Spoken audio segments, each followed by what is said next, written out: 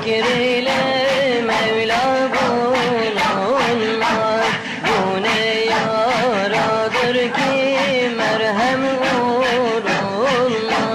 Bu ne yaradır ki merhem vurulmaz.